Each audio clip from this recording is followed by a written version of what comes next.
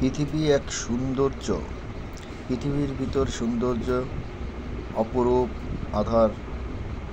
বাংলাদেশের টাঙ্গার হাওর সুনামগঞ্জের নীলদী লেক তার ভিতরে অন্যতম। এখানে আসলে মন জুড়িয়ে যায়। চারপাশের প্রাকৃতিক অপরূপ সৌন্দর্য মোহনীয়।